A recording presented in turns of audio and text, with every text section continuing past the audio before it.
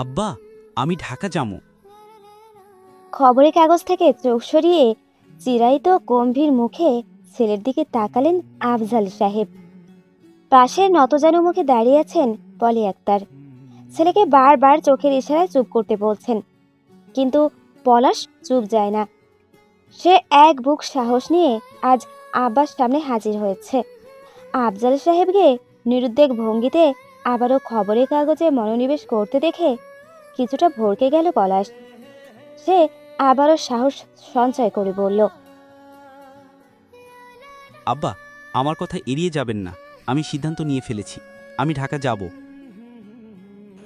ঠিক আছে। খবরের কাগজে মুখ রেখেই নিরেট ঠান্ডা গলায় বললেন আফজাল সাহেব। পলাশ চমকে মায়ের দিকে তাকাতেই ভদ্রমহিলা থমথমে মুখে দুপাশে মাথা নাড়লেন। পলাশ আজ দমে না, ফের আফজাল সাহেবের সামনে গিয়ে গমগমে গলায় বলে, আব্বা, আপনি আমাকে কথা দিয়েছিলেন উচ্চ মাধ্যমিকে বোর্ড স্ট্যান্ড করলে যা চাইব তাই দিবেন। আফজাল সাহেব খবরের কাগজ রেখে সরাসরি পলাশের দিকে তাকালেন। চোয়ালে পর্বত সমান গম্ভীরতা নিয়ে সরাসরি ছেলের দিকে তাকিয়ে সাপটে প্রশ্ন ছুড়লেন, আমি বলছিলাম যা চাইবে তাই দিব। তুমি আমার কাছে চেয়েছো কিছু? কট্টর প্রশ্নবাণে পলাশের দ্বিধা জড়িত চোখ দুটো মায়ের দিকে ছুটে গেল। পলি আক্তার অসহায় হয়ে ছেলের দিকে তাকিয়ে আছেন। আফজাল সাহেব রকিং চেয়ারে গায়ে এলিয়ে দিয়ে জলদ গম্ভীর গলায় বললেন, তুমি আমাকে তোমার সিদ্ধান্ত জানিয়েছো, and I am to not agree with that. Palash ঢোক গিলে শুকনো চৌচিরে গলাটা সিক্ত করে বলল, আব্বা, আমি আপনাদের কাছ থেকে একটা কিছু লুকিয়েছি। আতঙ্ক যেন আগুনের মতো ন্যানো সেকেন্ডে ছড়িয়ে পড়ল আফজাল সাহেবের সারা শরীরে। তিনি নাগাসাকির বোমা বিস্ফোরিত হয়ে জ্বলে উঠলেন। লুকিয়েছো মানে? তুমি কি কোনো ক্রাইম করেছো? পলাশ মৃদু হেসে মাথা নাড়ল। আমার আব্বা আমাকে সেই শিক্ষা দেয়নি তো। আফজাল সাহেবের বুকে ধস পড়া পাহাড়ের স্তূপ যেন হঠাৎ করেই কোথাও মিলিয়ে গেল। তবুও তিনি পুরোপুরি শান্ত হতে পারলেন না। ব্যস্ত গলায় বললেন, আমাদের কাছ থেকে কি লুকিয়েছো তুমি, সেটা বলো। আফজাল সাহেবের স্বরে উত্তেজনা, দৃষ্টি নিবিড়, জানার আগ্রহবোধ অসীম। পলাশ প্রলম্বিত শ্বাস ফেলে প্যান্টের পেছনের পকেট থেকে অ্যাডমিশন টেস্ট পেপার বের করে আফজাল সাহেবের দিকে এগিয়ে দিয়ে বলল, আগে নিজেকে প্রমাণ করতে চেয়েছিলাম, সেজন্য এতদিন জানাইনি। আজ যোগ্যতা নিয়ে আপনার সামনে হাজির হয়েছি আব্বা। আফজাল সাহেব কাগজটা হাতে নিলেন। ওপরে ঢাকা বিশ্ববিদ্যালয়ের নামটি দেখা মাত্র চমকে উঠলেন। গর্বে আর বুক ভরে উঠল এই ভেবে তার ছেলে ঢাকা ভার্সিটিতে চান্স পেয়েছেন। ভেতরে ভেতরে খুশি হলেও হাসিটা বরাবরের মতোই দেখা দিল না দন্তপাটে। গুরুগম্ভীর বৈশিষ্ট্যের দাম্ভিক লোকটার ভেতরে আজ হঠাৎ করেই ইচ্ছে পোষণ করল ছেলেকে জড়িয়ে ধরতে। তবে নিজ হাতে তৈরি জাদরেল স্বভাবের জন্য পারলেন না শক্ত খোলস থেকে বেরিয়ে ছেলেকে বুকে টেনে নিতে। আফজাল সাহেব বরাবরই গম্ভীর, স্বল্পভাষী আর এক কথার মানুষ। তার কথার ওপরে আর কারোরই কথা চলে না এই পরিবারে। তাই তো স্ত্রী পলি আক্তার অসহায় চোখে শুধু ছেলের দিকে তাকিয়ে আছেন। আব্বা, আমি ঢাকা বিশ্ববিদ্যালয়ে চান্স পেয়েছি। খুব ভালো সাবজেক্ট, মাইক্রোবায়োলজি। হল টল সব রেডি, শুধু আপনার অনুমতির অপেক্ষা। আমাকে নিরাশ করবেন না আব্বা। ঢাকা কি তোমার মামার বাড়ি মনে হচ্ছে? যখন ইচ্ছে যাবে, যখন ইচ্ছে আসবে। আব্বা, বড় বাসে 2 ঘন্টা লাগে ঢাকা যেতে। আফজাল সাহেব মুখ কঠিন করে বললেন, আমাদের গ্রাম থেকে সদরে যেতেই 2 ঘন্টা, তারপর সদর থেকে ঢাকা বাসে উঠলে আরও 2 ঘন্টা, জ্যামে পড়লে সারাদিনের ব্যাপার। তুমি থেকেছো আমাদের ছেড়ে?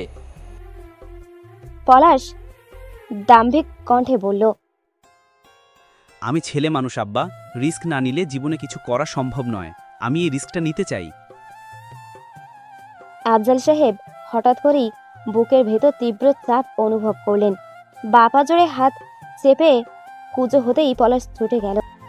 আফজাল সাহেবকে ধরে চেয়ারে বসালে পলি একটা ছুটে গিয়ে স্বামীকে পানি এনে দিলেন। আফজাল সাহেব হাঁপাচ্ছে। প্রতিটি মানব জীবনের এমন কিছু অতীত থাকে যা থেকে আমরা কোনো দিনও পুরোপুরি বের হতে পারি না। জোকের মতো তা আষ্টে পিষ্টে জড়িয়ে থাকে হৃদয়ের গভীরে।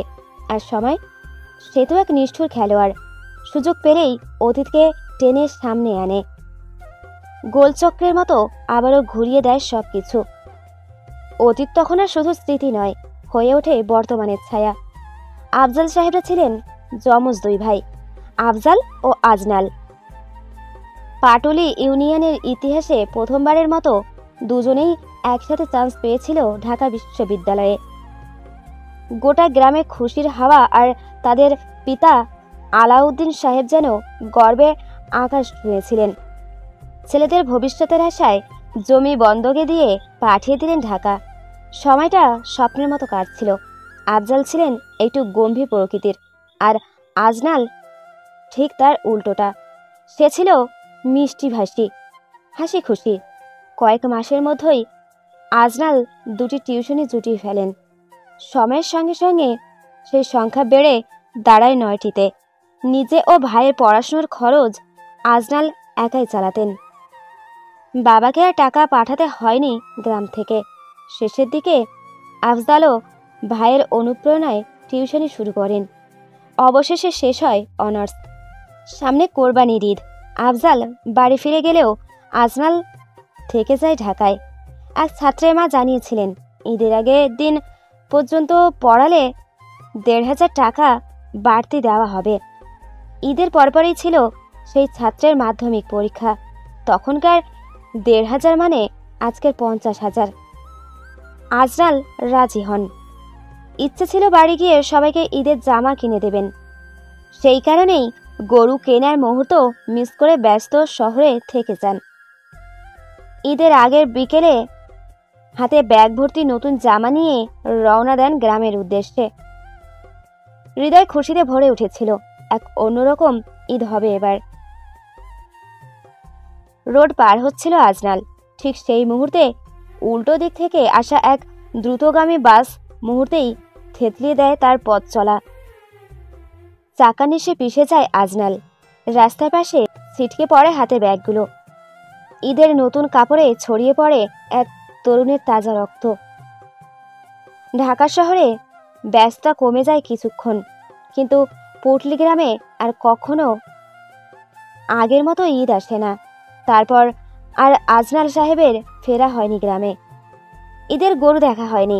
ভাই বোন কিংবা আব্বা আম্মার জন্য কেনা জামাগুলো তুলে দেওয়া হয়নি কারোরই হাতে। ব্যাগ ভর্তি স্বপ্ন আর বুক ভর্তি ভালোবাসা নিয়ে আজনাল রাস্তায় পড়েছিল।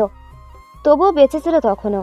সাহায্যের জন্য হাত বাড়িয়েছিল, চোখ তুলে চেয়েছিল কারো দিকে। কিন্তু ওই শহরের মানুষগুলো বড়ই ব্যস্ত। কেউ ক্যামেরা হাতে ব্যস্ত, কেউ ব্যাগ কাঁধে বাস ধরতে দৌড়াচ্ছে, কেউ দাঁড়ায়নি তার জন্য।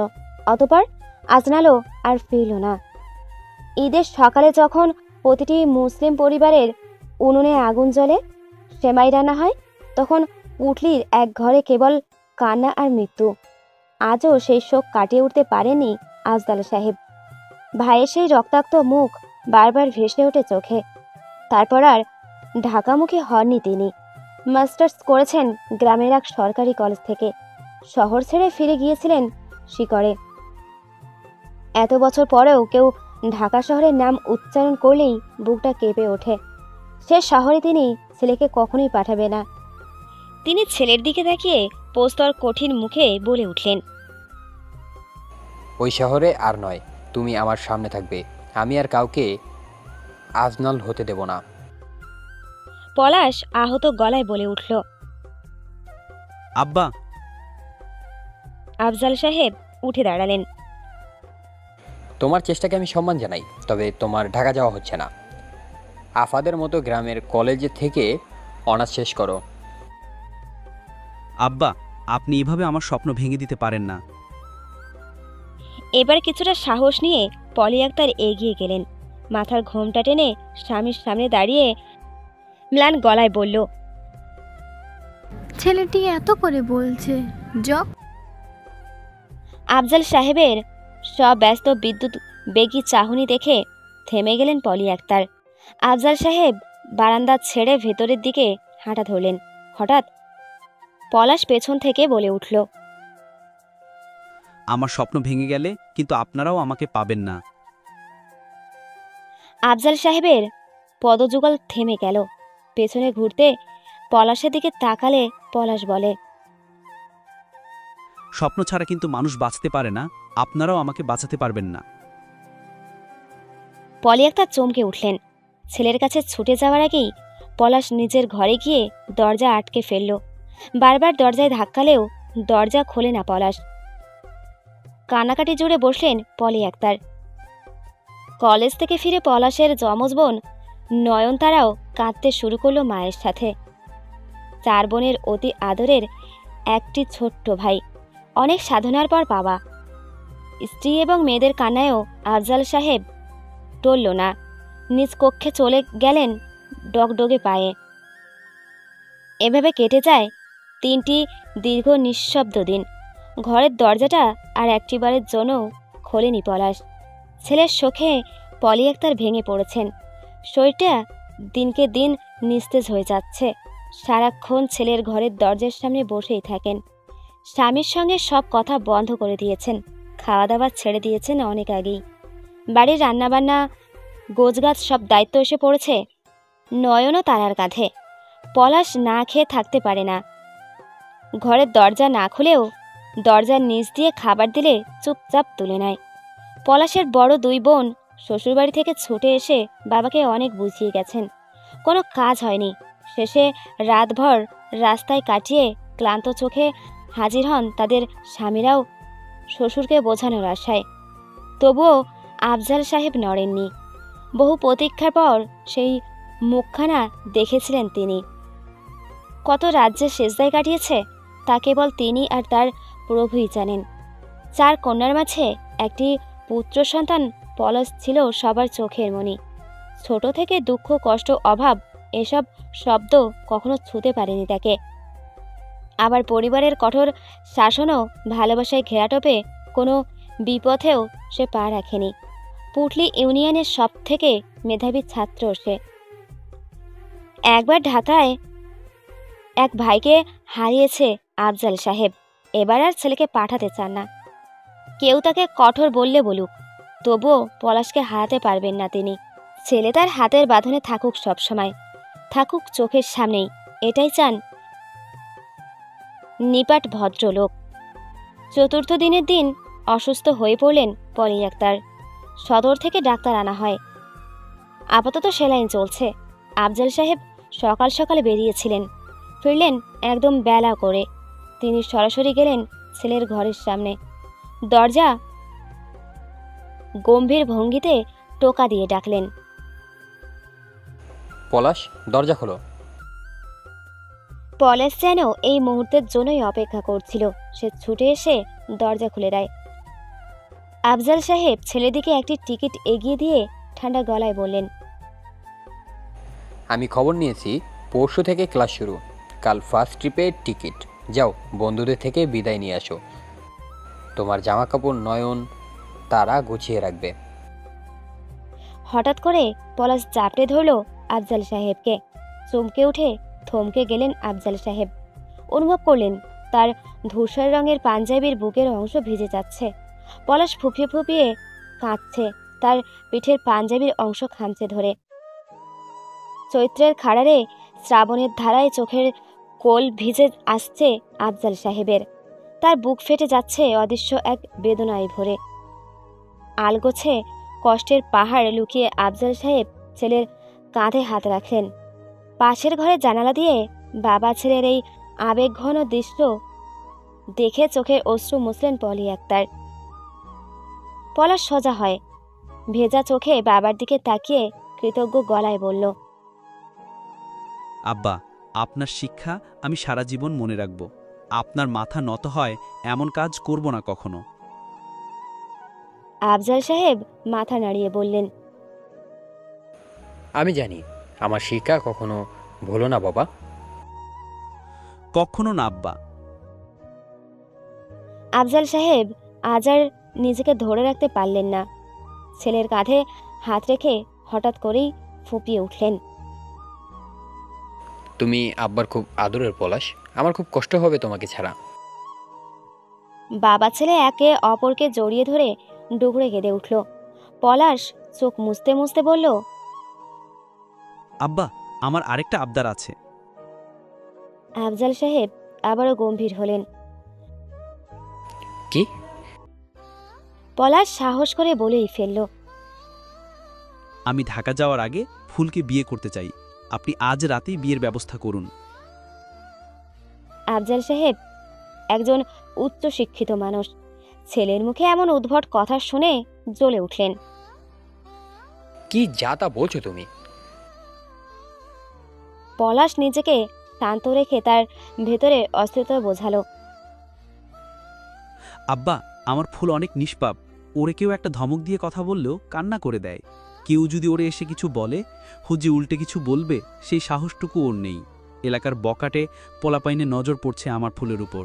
এখনো আমি আছি, তাই সাহস করে কেউ কিছু বলতে পারে না। আমি চলে গেলে তোহারা ওরা বসে থাকবো না। এই জন্য আমি চাই ফুল আমার নামে হয়ে থাকুক। বিয়ে না করান, আংটি অন্তত পরিয়ে রাখুন, যাতে করে সবাই জানে ফুল পলাশের বাগদত্তা। না হলে আমি নিশ্চিন্তে পড়াশোনা করতে পারবো না আব্বা। ফুল তোমার বাগদত্তা, এটা পাটুলি ইউনিয়নের ছোট বাচ্চা থেকে শুরু করে বুড়ো পর্যন্ত জানে। আর সেই মাইকিং গত 3 বছর ধরে তুমিই করেছো। পলাশ যেন লজ্জা পেল, সে মিইয়ে যায়। আফজাল সাহেব আর চোখে ছেলের দিকে তাকালেন। ছেলে লজ্জা পেয়েছে বুঝতে পেরে চাপা হাসলেন। তিনি চলে যেতে যেতে বললেন, তাছাড়া ফুলকে দেখে রাখার জন্য ওর মাও আছে, আমরা আছি। তুমি অহেতুক চিন্তা। ভদ্রলোক চলে গেলেন। পলাশ আর ঘাটালো না। ঢাকা যাবার অনুমতি দিয়েছে, এটাই অনেক। এবার বাকিটা সে সামলে নেবে। পলাশ ছুটল ঘরের দিকে। বালিশের নিচে অবহেলায় পড়ে থাকা ভাঙা স্ক্রিনের ফোনটা হাতে তুলে নিয়ে দ্রুত কাউকে মেসেজ পাঠালো। তোকে খুব শীঘ্রই আমার ঘরের ফুলরানি করে নিয়ে আসব। তুই হবি পলাশের ফুলরানি। পর মুহূর্তেই পলাশের মনে পড়ল, ফুল এখনো স্কুলে। আজ শনিবার, 1টা বাজে তো ছুটি। 4 দিন হয়ে গেল মেয়েটার মুখ দেখা হয়নি। বুকের ভেতর যেন হাওয়াহীন এক শূন্যতা কেবল গুমড়ে মরছে। লুঙ্গি পরা অবস্থাতেই ছুটে বেরিয়ে পড়ল পলাশ। কেয়ামত আলীর একমাত্র মেয়ে ফুল। আফজাল সাহেব আর কেয়ামত আলী একই স্কুলে শিক্ষকতা করতেন। দীর্ঘ চাকরি জীবনে দুজনের মাঝে গড়ে ওঠে গভীর বন্ধুত্ব।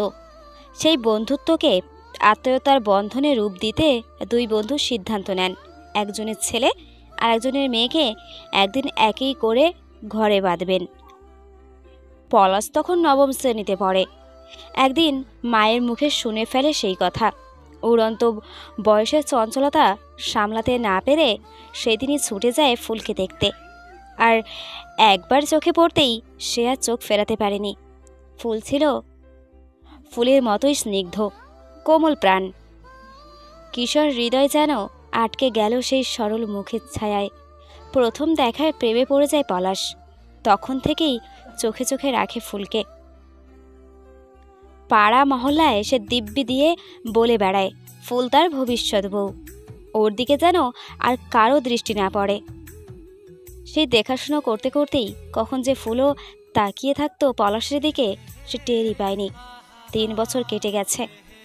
এখন ফুলও বোঝে, ভালোবাসে। 6 মাস ধরে তারা প্রেমে। নরম, নিঃশব্দ আর নিষ্পাপ এক প্রেম চলছে তাদের মাঝে। বয়সের সাথে সাথে সম্পর্কটা যেমন পোক্ত হয়েছে, তেমনি গভীর হয়েছে তাদের একে অপরকে বুঝে নেবার ভাষাটাও। চাতক পাখির মতো ছটফট করছে ফুলের মতো নিষ্পাপ সেই কিশোরী। সুশ্রী মুখ জুড়ে মায়ার ছায়াপাত। মোমের মতো গড়া পেলব চেহারার এক অদ্ভুত ইন্দ্রজাল। প্রতিটি চোখের পলকে ঠোঁটের কাঁপনে, হৃদয়ের আঁচড়ে শুধুই অপেক্ষা। কখন বাজবে ছুটির ঘন্টা? অথচ মনের গভীরে তীব্র এক ভয়, পলাশ ভাই কি আজও আসবে না?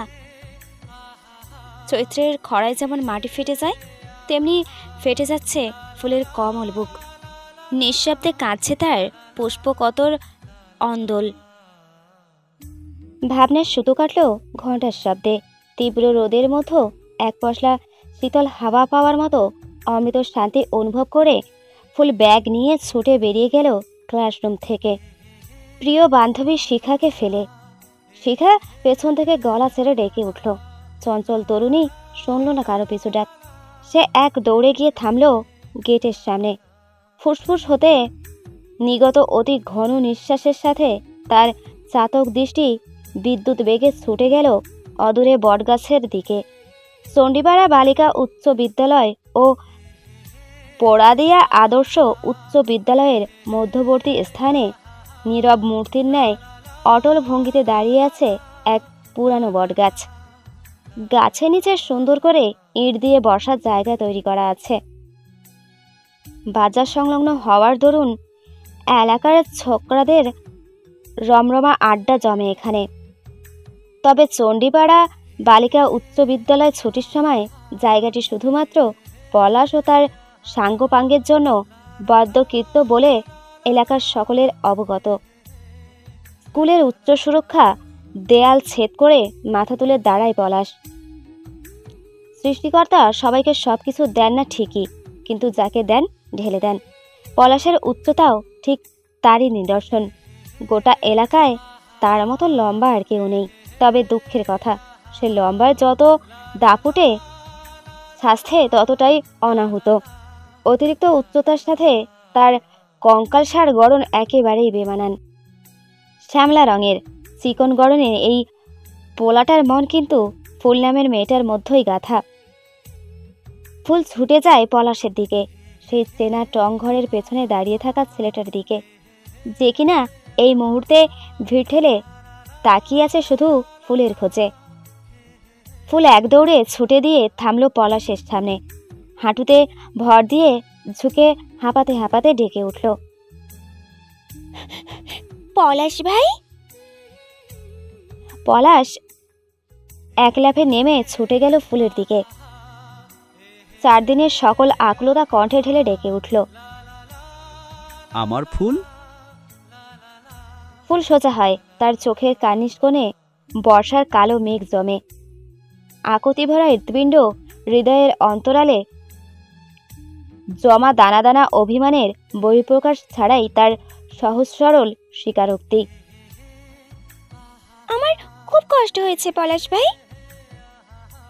পলাশ তিস্তিত চোখে ফুলের দিকে তাকিয়ে বলল, আমারও ফুল।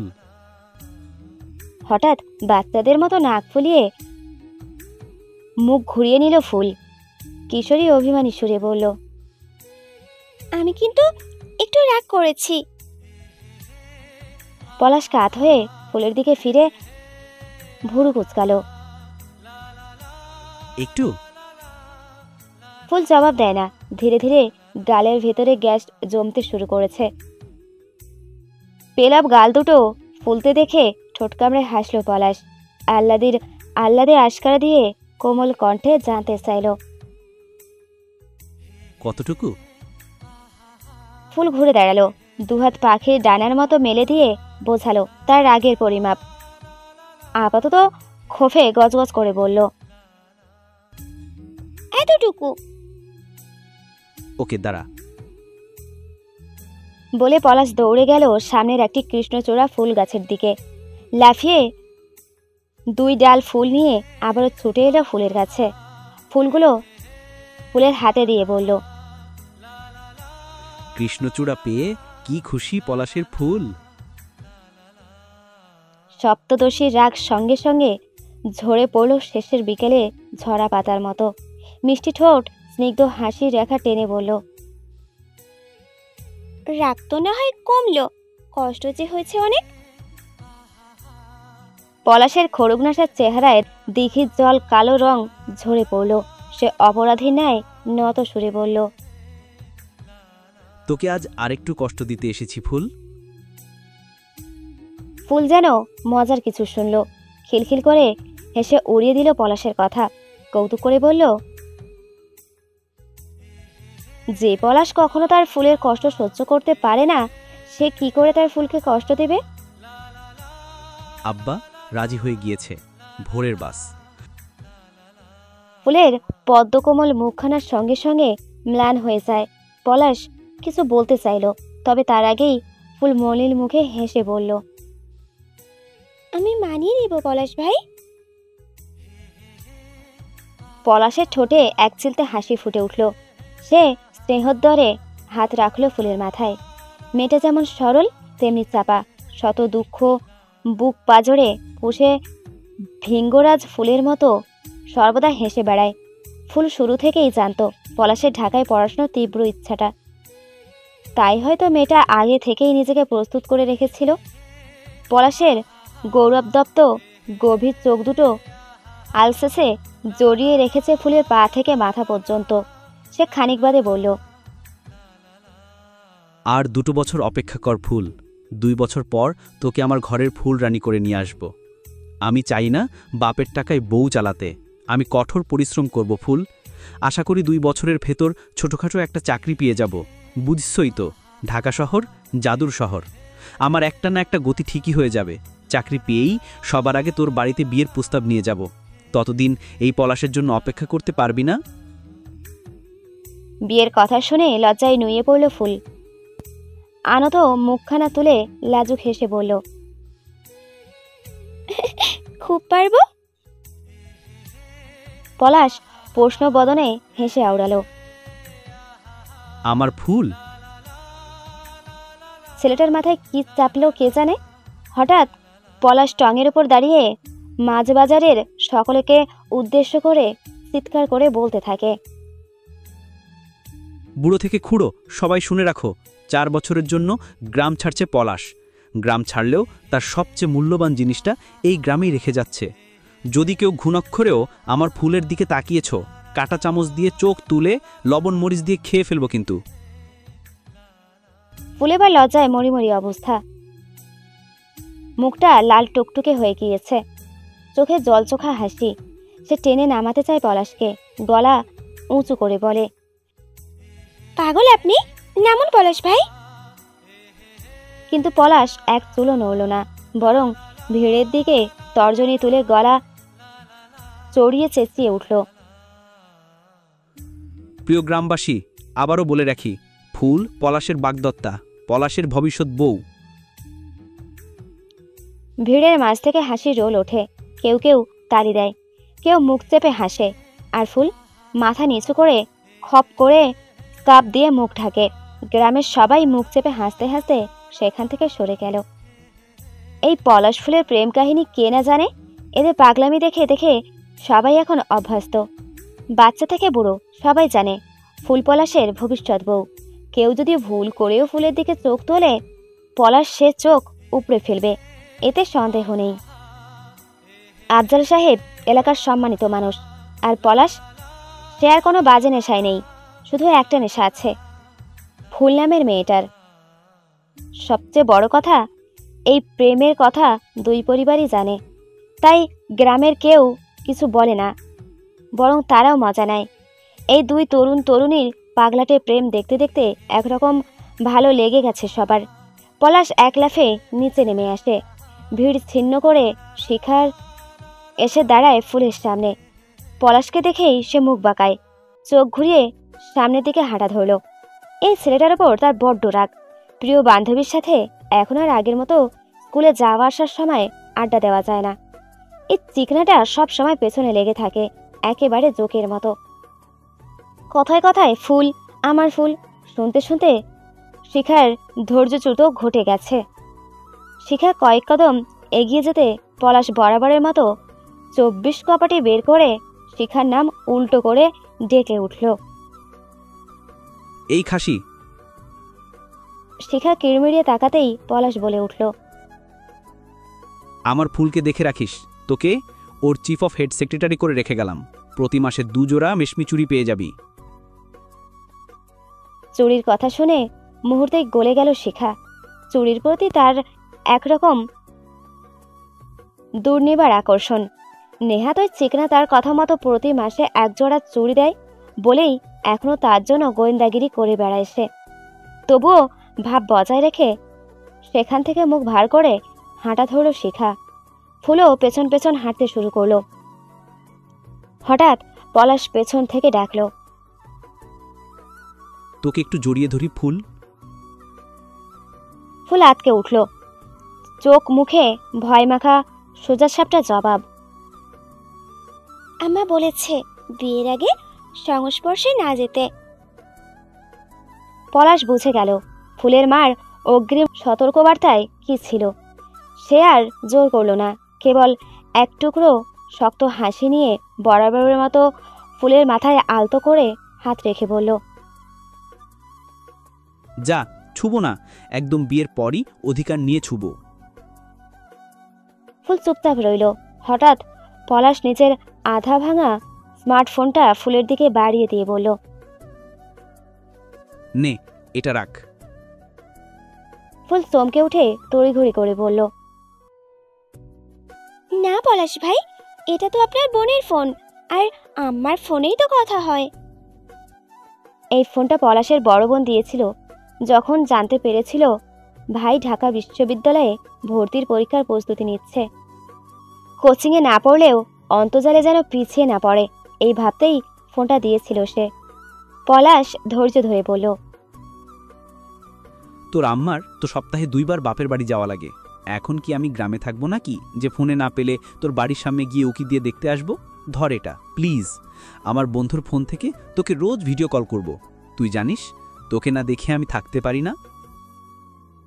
কিন্তু ফুল অনড় মাথা নাড়িয়ে বলল, না পলাশ ভাই, আপনি বাইরে যাচ্ছেন, আপনার দরকার, আমি এটা নিতে পারবো না।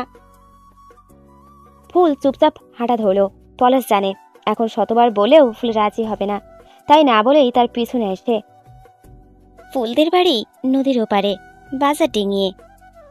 সাঁকু পার হয়ে বিস্তর ধানের ক্ষেতের ভেতর দিয়ে হাঁটতে হয়। পলাশ আর ফুল পাশাপাশি সাঁকু দিয়ে হাঁটছে। হালকা কথাবার্তায় কখনো হাসছে, কখনো থম মেরে যাচ্ছে। হঠাৎ পলাশ জিজ্ঞাসা করল, ফুল, তুই একটুও কষ্ট পাচ্ছিস না আমি চলে যাচ্ছি শুনে? ফুল মাথা নাড়িয়ে বলল, পলাশের মুখটা কেমন মলিন হয়ে গেল। তখনই হঠাৎ ফুল জিজ্ঞাসা করল, পলাশ ভাই, ঢাকা গিয়ে আপনি আমাকে ভুলে যাবেন না তো? শুনেছি ঢাকার মেয়েরা অনেক সুন্দর হয়। পলাশ থেমে দাঁড়িয়ে নদী থেকে এক চাপা পানি তুলে ছড়ে দিল ফুলের মুখে। চিবিয়ে চিবিয়ে বলল, তুই স্বপ্ন থেকে বের হ। পলাশ বাস্তবে তোকে ছাড়া আর কারো দিকে ফিরেও তাকায় না। কথা দেন কখনো বদলে যাবেন না? কথা দিলাম। তবু ফুলের মনে ভয় কাটে না। সাঁকু পার হয়ে ধানের ক্ষেতের লাইন দিয়ে হাঁটছে ও, পেছন পেছন হাঁটছে পলাশ। শিখা সামনের দিকে এগিয়ে গেছে। দক্ষিণের হাওয়ায় ফুলের 2 কাঁধ ছুঁয়ে বেনুনিগুলো হেলে পড়ছে পেছনে। পলাশ পেছন থেকে তাকিয়ে থাকে আবেশ ভরা স্থির দৃষ্টিতে। এই মেয়েটাকে দেখলেই ওর কেমন চোখ ফেরে না। হঠাৎ ফুল পেছনে না ঘুরেই বলে উঠল, শহরে যাবেন ভালো কথা, কিন্তু আমাদের প্রেমে শহরের সভ্যতা আনার চেষ্টা করবেন না পলাশ ভাই। পলাশ ভুরু নাচিয়ে জিজ্ঞাসা করল, কেন? ফুল গম্ভীর গলায় বলল, প্রেম একটু ব্যাগডিটি সুন্দর, শহুরে প্রেমে কি আছে? গ্রামীণ প্রেমেই তো সব অনুভব। সুখ পেতে এত টাকা পয়সা লাগে না, মানসিক শান্তি থাকলেই হয়, যা শুধু গ্রামে পাওয়া যায়। পলাশ চেয়ে রইল ফুলের দিকে। হঠাৎ তার মনে হলো ফুল বড় হয়ে গেছে, কয়দিন পর মাধ্যমিক দেবে। অথচ কি গভীর কথা বলছে মেয়েটা। সে নরম গলায় বলল, তাহলে আমার ফুলরানী কেমন প্রেম চাই শুনি? ফুল একটু হেসে ক্ষেতের দিকে তাকিয়ে বলল, আপনি মাঠে কাজ করবেন, আমি দুপুরে আপনার জন্য খাবার নিয়ে আসব, আপনি ঘাম মুছবেন আমার শাড়ির আঁচলে, একটা ছায়াময় গাছতলায় বসে আমরা একসাথে খাবো। খাওয়ার পর আপনি ক্লান্ত হয়ে আমার কোলে মাথা রেখে শুয়ে পড়বেন, আর আমি খিলখিল করে হেসে উঠব। পলাশ অবাক হয়ে তাকিয়ে থাকে। তাই? হুম। ফুল খিলখিল করে হেসে দৌড়ে চলে যায় শিখার দিকে। পলাশ ঠোঁট কামড়ে হেসে নেয়। পাশ দিয়ে যাওয়ায় এক কৃষকের গলা থেকে গামছা কাঁধে ফেলে ডাকে, ফুল্লুল। ফুল ঘুরে তাকায়। পলাশ গামছাটা গলায় দুলিয়ে বলে, এবার হলাম তো তোর রাখাল। ফুল খিলখিল করে হাসছে। মাঠের হাওয়ায় তার ওড়না উড়ছে পাখার মতো। হঠাৎ পলাশ চিকন শরীর দুলিয়ে কাঁধে গামছা ঘোরাতে ঘোরাতে গলা ছেড়ে সুর তোলে, যে দেশে চেনা জানা মানুষ কোনো নাই, ইচ্ছে করে তোরে নিয়ে যায়। যে দেশে শাসন বারণ সোনার খাসা নাই, ইচ্ছে করে তোরে নিয়ে যায়। পিয়ারে জিয়ারে কথা শোনে না, ইয়াটারে কি বলে বোঝায়। নীল আকাশ আর ধানের সোনা মাথা, তার মাঝখান দিয়ে বয়ে যাওয়া সিথির মতো ক্ষেতের লাইন। তার উপর দিয়ে ফুল ছুটে ছুটে পেছনে তাকায়। পলাশের সুরে মনটা গলে যায়। সে হেসে তার স্কার্ফ ছুঁড়ে দেয় আকাশে। ধান ক্ষেতের মাঝে সাদা জামার আঁচল উড়তে উড়তে পাশের লাইন বয়ে বেয়ে যাওয়া পানির ভেতর পা ভিজিয়ে দৌড়াতে দৌড়াতে গেয়ে ওঠে,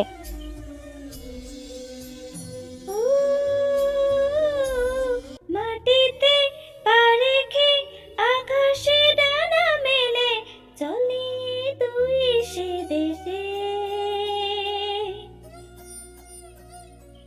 দৌড়াতে দৌড়াতে ফুলের পা থেকে খুলে পড়ে যায় রূপার নুপুর। পলাশ ছুটে গিয়ে তা হাতে তুলে নেয়। এক পলক দেখে নেয় সামনে হাওয়ায় দুলতে থাকা ফুলকে, তারপর আবার গেয়ে ওঠে, হো যেখানে কখনো পাবে না কেউ খুঁজে, চল সে নিরুদ্দেশে। সামনের দিক থেকে ভেসে আসে চিকন সরু ফুলের কণ্ঠ,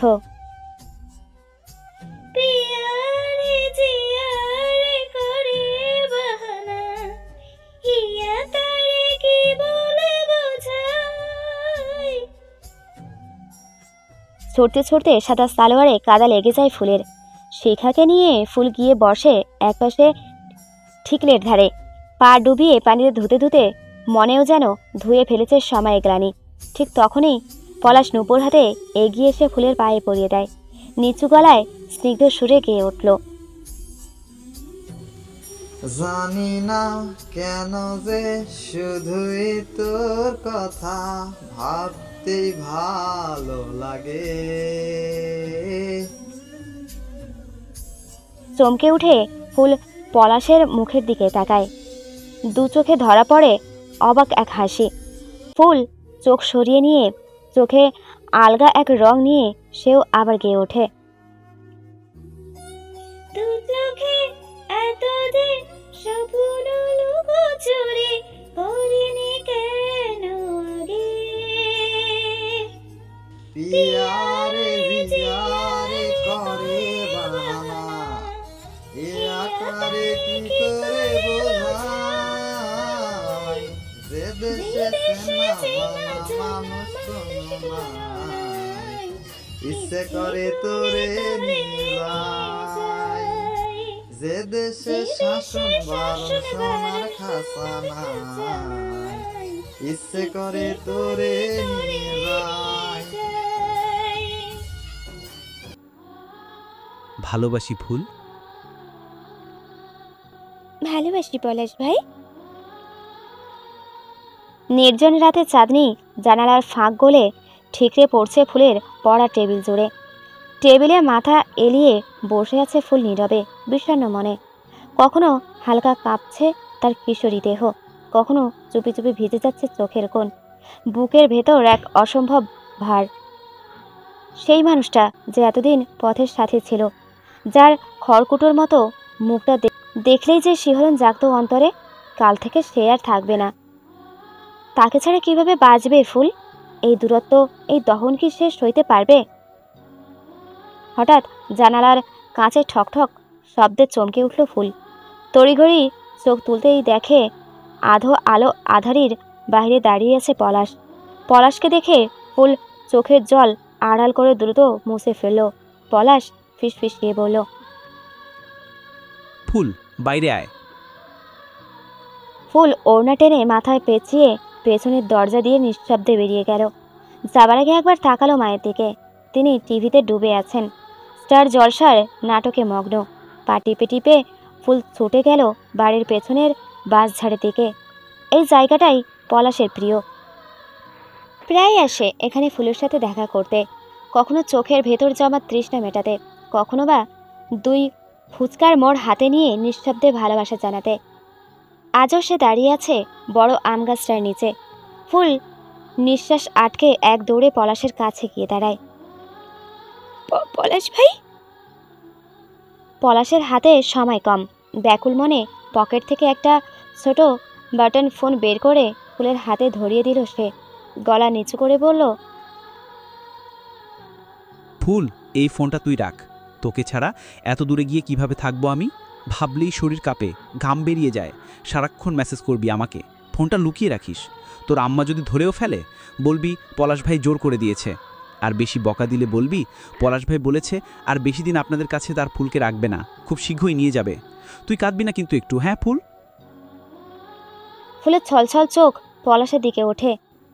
ছোট হাতের মুঠোয় ফোনটা আঁকড়ে ধরে সে জিজ্ঞাসা করল, কিন্তু আপনি টাকা পেলেন কোথায়? বন্ধুর কাছ থেকে ধার নিয়েছি, তোর ভাবার দরকার নেই এসব। থাক তুই, আমি চললাম। আব্বা বসে আছে একসাথে খাবে বলে, ভোরে উঠতে হবে আবার। পলাশ ফুলের মাথায় মমতার ছোঁয়া রেখে ফিরে যাচ্ছিল। হঠাৎ জীবনের প্রথমবার ফুল পেছন থেকে পলাশের হাত চেপে ধরল। পলাশ চমকে ফিরে তাকাতেই ফুল দু হাতে তাকে ঝাঁপড়ে ধরল। এতই শক্ত করে জড়িয়ে ধরল যে শ্বাস আটকে আসছে পলাশের। কান্নায় কাঁপে ফুলের ফিনফিনে কায়া। ফুলের এ কান্না, এ আগলে ধরা পলাশকে স্তব্ধ করে দিল। প্রথমবার এতটা কাছ থেকে তার ফুলকে অনুভব করলো সে। নিজেকে সামলে নিয়ে দুহাত দিয়ে আঁকড়ে ধরল ফুলের কাঁপতে থাকা অস্তিত্ব। ফুলের চোখের জলে তারও বুক সিক্ত হয়ে উঠল। প্রথমবার থমকে থাকা ঠোঁট ছুঁয়ে গেল ফুলের মাথায়। ফুল ফ্যাসফেসে গলায় ডাকল, পলাশ ভাই। আমার ফুল। আমি আমি কিভাবে থাকবো আপনাকে ছাড়া? সে রাতটায় জোড়া হৃদয় একসাথে কেঁদেছিল নিঃশব্দে। খুব করে কেঁদেছিল তারা। একটি চাঁদের আলোয় ভেজা বাঁশঝাড় আর থমকে থাকা আমগাছ সাক্ষী ছিল তাদের এই অনির্বাচনীয় মিলনের। সেটাই হয়তো ছিল তাদের শেষ মিলন। মুঠো থেকে ঝরে পড়া পানির মতো নিঃশব্দে ক্যালেন্ডারের পাতা থেকে ঝরে গেল 4টি মাস। পলাশ আজ বসে আছে টিএসসির চেনা এক বেঞ্চে, সাথে ব্যাগে গুছিয়ে রাখা 12,000 টাকা। শেষে 2 মাসের টিউশনির উপার্জন। 3 জন স্কুল পড়ুয়া ছাত্রকে নিয়মিত পড়াচ্ছে সে। শুরুটা একেবারেই মসৃণ ছিল না, কিন্তু প্রথম ছাত্রের মা বাবা পলাশের পড়ানোর ধরন দেখে এতটাই মুগ্ধ হন যে তারাই বাকি 2 জন ছাত্রের ব্যবস্থা করে দেন আত্মীয়দের মধ্যে। বাবা মায়ের খুব আদরের সন্তান পলাশ। শহরে এসে নিজের খরচে নিজেই চালাতে হবে এমন কোনো বাধ্যকতা নেই তার। তারপরেও এই পথ বেছে নেওয়ার পেছনে রয়েছে একান্ত ব্যক্তিগত একটি সিদ্ধান্ত, এক নিঃশব্দ লড়াই, যা সে এখনই কারোর সঙ্গে ভাগ করে নেয় না। ফুল অত্যন্ত সুন্দরী মেয়ে, তল্লাটে ফুলের মতো সুশ্রী মেয়ে খুঁজে পাওয়া মুশকিল। সুন্দরের প্রতি বরাবরই সকলের ঝোঁক। আফজাল সাহেব একরোখা, এক কথার মানুষ। বেকার ছেলেকে তিনি কখনোই বিয়ে করাবেন না, সেটা পলাশ খুব ভালো করেই জানে। কিন্তু পলাশের মন মানে না, অন্তর্গত ভয় তাকে সারাক্ষণ তাড়া করে বেড়ায়। এই চাকরি বিপর্যয়ের যুগে পলাশ জানে প্রতিষ্ঠিত হতে সময় লাগবে, অনেক সময়, কিন্তু সে এতদিন অপেক্ষা করতে পারবে না। তার বুকের ভেতর যেভাবে ফুলের জন্য কাঁটা গেঁথে আছে, তাতে সময়ের কাছে অপেক্ষা করা অসম্ভব। পলাশ চায় খুব দ্রুত ফুলকে নিজের করে নিতে। টিউশনি করছে শুধু সেই কারণেই। সে টাকাটা জমিয়ে একটা স্বর্ণের আংটি কিনবে। আংটিটা ফুলের অনামিকায় পরিয়ে দিয়ে বলবে না কিছু, শুধু চোখে চোখ রেখে অধিকার প্রতিষ্ঠা করবে। তারপর একদিন সুযোগ বুঝে গ্রামে যাবে, খুব চুপি চুপি, কোনো আয়োজন ছাড়াই। সদরে এক কাজী অফিস থেকে ফুলকে বিয়ে করে ফেলবে। বিয়ের কথা সবাই জানবে না, এখন জানার দরকারও নেই, কিন্তু ফুলের হাতে সেই সোনার আংটি দেখেই যেন চারপাশের সবাই বুঝে যায় এই ফুল কারো নয়, শুধু পলাশের। এই সৌন্দর্য আর কারো উপভোগ করার নয়। ভাবতেই ঘামে ভেজা অধর কোণে এক চিলতে শুভ্র হাসি ফুটে উঠল। পাশে টং দোকান থেকে ছোট ছেলেটা 1 কাপ দুধ চা দিয়ে গেল। পলাশ হাসি মুখে চা মুখে তুলছিল, তখনই পাশে এসে বসল সুহান আর লিঙ্কন। ওরা পলাশের সাথে একই হলে থাকে। পলাশ বন্ধুদের দিকে এক পলক তাকিয়ে দন্ত বিকশিত হাসি আরও 2 কাপ চায়ের ফরমায়েশ দিল। সুহার সনাতন ধর্মাবলীর হলেও মুসলিম ধর্মের প্রতি বেশ আগ্রহী। সে পলাশের মাথায় টুপি দেখে জিজ্ঞাসা করল, নামাজের জন্য একদম বেরিয়ে গিয়েছিস? পলাশ চায়ের কাপে চুমুক দিয়ে ডানে বামে মাথা নাড়িয়ে বলল, নামাজ থেকে সরাসরি পড়াতে চলে যাব। লিঙ্কন সিগারেট ফুঁকছিল। ছেলেটা চা দিয়ে গেলে সে ধুমায়িত চায়ের কাপটা হাতে নিয়ে সপাটে প্রশ্ন ছুড়ল পলাশের দিকে। শুক্রবারেও পড়াতে যাবি? একটু বাড়তি পাবো আর কি। লিঙ্কন একটুও অন্যরকম মানুষ, কথা বলার সময় ভেবে বলে না।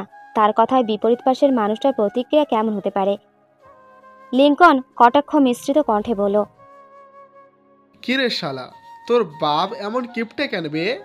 একটা মাত্র ছেলে তুই, একটু বাড়িয়ে টাকা দিলে আর তোকে কষ্ট করে পড়াতে হয়?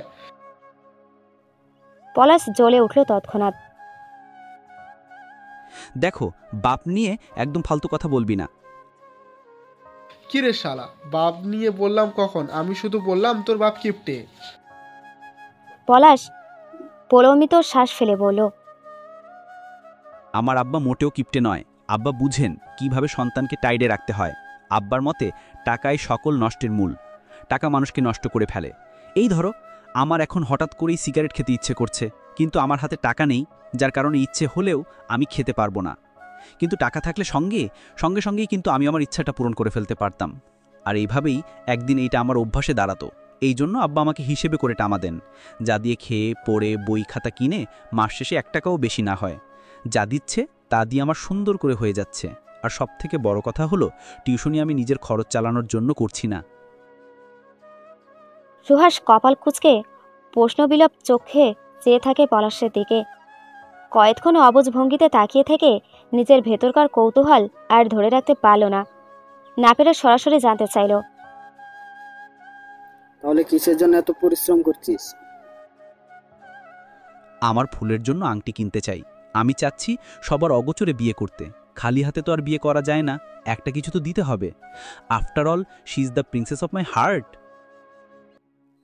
পলাশের ঠোঁটে হাসির ফোয়ারা। ওষ্ঠের সাথে পাল্লা ধরে তার নেত্রপল্লব হাসছে। পলাশের চোখের কৃষ্ণাভার তারায় ঝলঝল করছে পূর্ণতার এক আভাস। আশ্চর্যজনকভাবে লাজরাঙা লজ্জাও লাল হয়ে আছে তার অবয়ব। সুহাস আর লিঙ্কন মুখে বিস্ময় মিশ্রিত হতবাক ফুটিয়ে তুলে তাকিয়ে আছে পলাশের দিকে। ফুল নামের মেয়েটার কথা তারা পলাশের মুখে এতদিনে অজস্রবার শুনেছে, বিরক্ত হয়েছে, রাগান্বিত হয়েছে। এই ফুল নাম শুনতে শুনতে মাঝে মাঝে তারা নিজেদেরই নাম ভুলে যায়। রেলগাড়ির মতো বিরতিহীন পলাশের মুখে চলতে থাকে ফুলের নাম। সুহাস পলাশের কাঁধে হাত রেখে বলল। কত টাকা হলো? পলাশের মুখে আধার নামে। বেশি হয়নি দোস্ত। লিঙ্কন নতুন করে সিগারেট জ্বালালো। দুই ঠোঁটের ফাঁকে সিগারেট চেপে ধরে শার্টের হাতা গোটাতে গোটাতে বলল। তোর বাজেট কত? 15। হাতে আছে মাত্র 12,000। মাত্র মাস শেষ হলো, বেতন পেতে পেতে আবারও 1 মাসের অপেক্ষা। এদিকে ধীরে ধীরে আমার অপেক্ষার বাঁধ ভাঙছে। অস্বস্তি আর দুশ্চিন্তায় ঘুম হয় না রাতে। স্বর্ণের দাম হারে হারে যা বাড়া বাড়ছে। সুহাস ধীর কণ্ঠে বলল। দোস্ত দেখ, ইগো সাইডে রাখ। ফ্রেন্ডশিপে ইগো থাকলে চলে না। কথাগুলো অগ্রিম বলার কারণ তোর অতিরিক্ত ইগো। এত প্যারা খাইস না। আমি বাকি 3,000 দিচ্ছি। তুই এই টাকা দিয়ে একটা রিং কিনে নে। এই দামে হালকার মধ্যে ভালো একটা রিং পেয়ে যাবি আশা করছি। হাওলাতি নিয়ে আপাতত, পরে দিয়ে দিস। পলাশ সঙ্গে সঙ্গে তীব্র আপত্তিতে বলে উঠল। না দোস্ত। সুহাস বিরক্ত হয়ে বলল। তুই সবসময় এমন করিস কেন? আজও পর্যন্ত আমাদের টাকায় 1 কাপ চা খেয়েছিস কখনো? অথচ এখনো আমাদের নিজের টাকায় বিলাচ্ছিস। টাকা দিতে গেলে তোর রাগ করে টাকা মাটিতে ফেলে চলে যাস। তাফলিং কম করো মামা, যা বলছি তা করো। এটা আত্মসম্মান না ইগো পলাশ ঠিক বুঝে উঠতে পারে না। তবে ছোটবেলা থেকে আব্বার আদর্শে মানুষ হওয়ায় সে কখনোই কারো কাছে হাত পাতেনি। তবে শহরে আসার আগে একবার ব্যতিক্রম ঘটেছিল। ফুলকে ফোন কিনে দেওয়ার জন্য বন্ধুর কাছে টাকা চেয়েছিল। তবে ঢাকায় এসেই নিজের হাত খরচের থেকে সে টাকা ফিরিয়ে দিয়েছিল বন্ধুকে। ভাবনার জালে হারিয়েছিল পলাশ। হঠাৎ ফোনটা বেজে উঠল। স্ক্রিনে ভেসে থাকা নামটা দেখে তার সমস্ত দুশ্চিন্তা যেন হাওয়ায় মিশে গেল।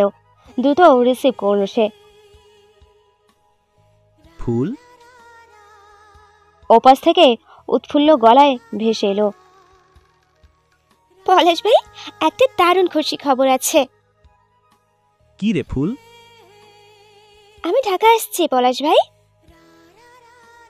ঢাকা? কেন? আমার ছোট ফুপুর কোমর ভেঙে গেছে, জানেনই তো। ওনার কোনো ছেলে নেই, আপাদের শ্বশুরবাড়িও দূরে। ফুপা সারাদিন দোকানে থাকে, দেখাশোনার কেউ নেই। শেষমেশে ফুপা আব্বাকে ফোন দেয়। আমিও এখন অবসর, কলেজে ভর্তি হতে দেরি আছে, তো ভাবলাম এই সুযোগে ঢাকাও দেখা হবে।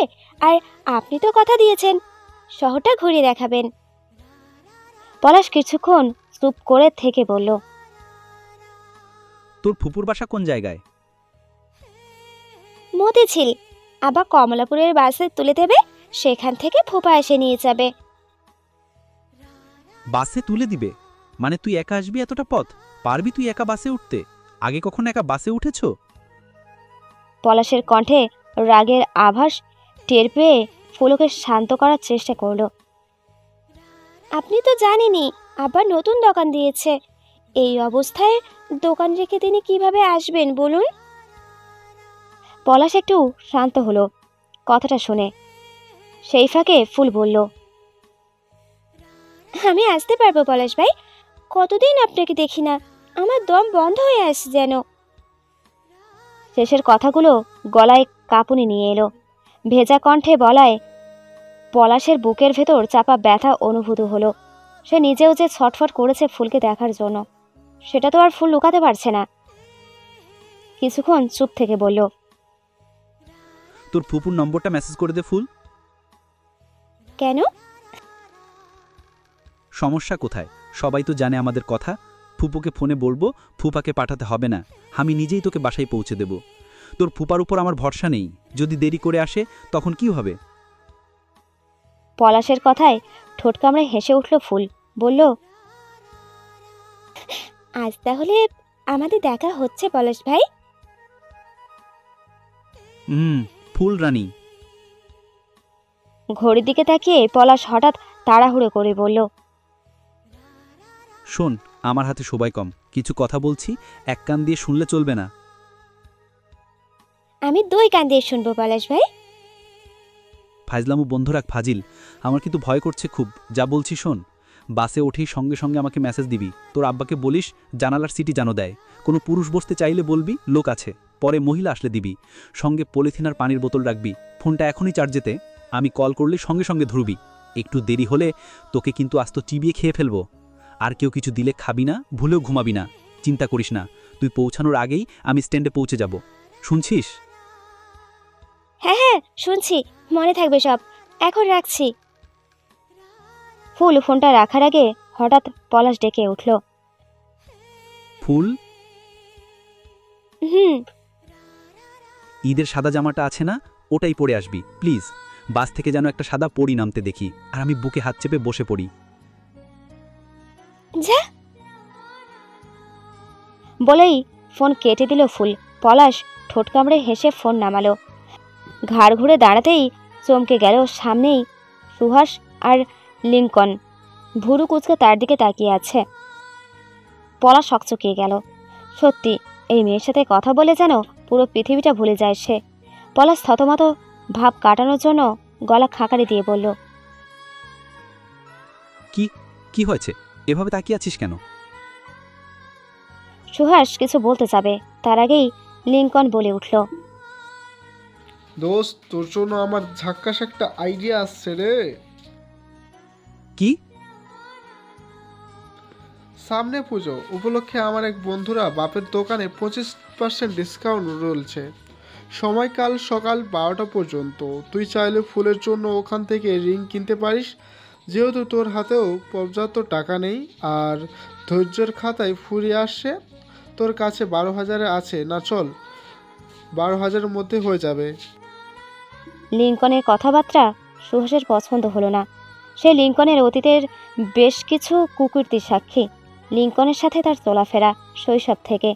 কিছু মানুষ থাকে যারা উষ্ণ আলিঙ্গনে বুকে জড়িয়ে ধরে পিঠ পিছে ছুরি মারে। লিঙ্কন হচ্ছে সেই ধাঁচের মানুষ।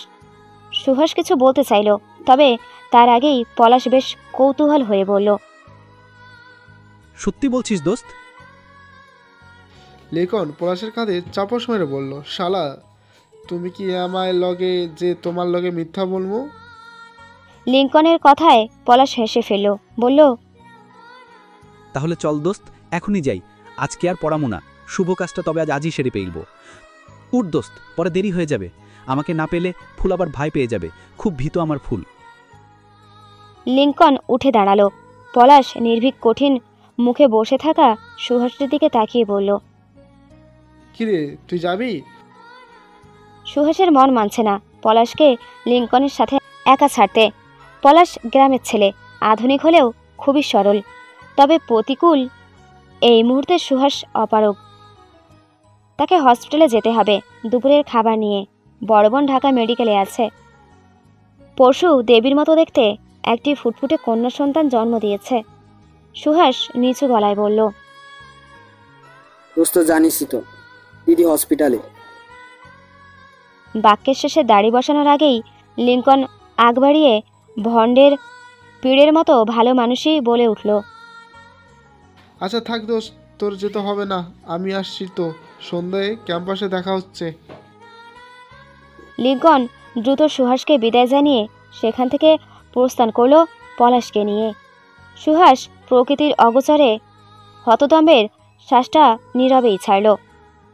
মনে মনে ঈশ্বরের কাছে প্রার্থনা করল, সে যেমনটা ভাবছে তেমনটা যেন না হয়। জানালার কোণে গুটিসুটি মেরে বসে আছে ফুল। 1 ঘন্টার জ্যামে ফেসে অবস্থা কাহিল হয়ে গেলেও চঞ্চলা কিশোরীর অষ্টপুট থেকে সরছে না চপল হাসি। দীর্ঘক্ষণ জ্যামে বসে থাকার কারণে অনেকটা সময় লেগে গিয়েছে। কোমরে টনটনে ব্যথা হচ্ছে, তবুও ফুলের চোখে মুখে নেই ক্লান্তির রেশ। পাশে বয়স্ক মহিলাটা একটু পরপর আর চোখে ফুলকে দেখছেন নিরস্তন মুখে। তিনি বুঝতে পারছেন না এভাবে একা একা অকারণে মুচকি হাসার মানে কি। এক বুক উচ্ছ্বাস আর কাপা কাপা আশা নিয়ে ঢাকা শহরে পা রাখল ফুল। নতুন শহরের দুরন্ত হাওয়ার যতটা না রোমান্স জাগছে, তার চেয়ে ঢের উত্তেজনা। 4 মাস পর পলাশকে দেখতে পাবে সে। অর্ধ খোলা বাসের জানালা দিয়ে ঢুকছে গোধূলি আলো মেশানো মিষ্টি বাতাস। মাগরিবের আজান পড়েছে সদ্য। কমলাপুর পৌঁছাতে বাকি আর 20 মিনিটের মতো। বাস যতই এগোয় ফুলের বিস্ময় ততই ঘন হয়ে ওঠে। এই প্রথম এত উঁচু এত ঝলমলে শহর দেখছে সে। চোখের তারায় জ্বলে ওঠে আলোয় সাজানো বিল্ডিংগুলোর প্রতিবিম্ব। কিন্তু হঠাৎ করেই মন খারাপ হয়ে যায়। সারা রাস্তা পলাশের সাথে মেসেজে কথা বলেছে, আর এখন হঠাৎ করে মহারাজ বেপাত্তা, ফোন বন্ধ। অথচ কত বড় বড় কথা বলেছিল পলাশ, তোর ফোন বন্ধ থাকলে চিবিয়ে খাবো। এখন নিজেই জীবনের মতো হয়ে গেছে। ফুলের খুব করে রাগ করতে চাইল, কিন্তু রাগ জমে উঠল না। ওই চিকনার উপর সে কোনো দিনই ঠিক করে রাগ করতে পারে না। নিজেকে বোঝালো ফোনের চার্জ হয়তো শেষ। বাস থেকে নামলেই পলাশকে দেখবে, এই বিশ্বাসে নিজেকে শান্ত রাখল সে। ফুল তাকায় তার হাতের আংটির দিকে। কালকেই পলাশের বাড়ির লোকজন এসে পরিয়ে গেছে ওকে। বলেছিল এখনই পলাশকে জানানো যাবে না, তাই পলাশের কিছুই জানা নেই। জানলে নিশ্চয়ই পাগলটা ভোরে ট্রেন ধরে ছুটে আসতো শুধু দেখতে তার ফুলের হাতে আংটিটা কেমন মানিয়েছে। ভাবতেই গালজোড়া লজ্জায় রাঙা হয়ে ওঠে ফুলের মুখ। নিশ্চয়ই ছেলেটা সেদিন রাতের মতন আবারও তার হাতের উপর পাগলের মতো চুম খাবে। এসব ভাবনার মাঝেই বাস ঢুকে পড়ে বাস স্ট্যান্ডে। হেল্পার কিছু বলার আগেই উঠে দাঁড়ায় ফুল।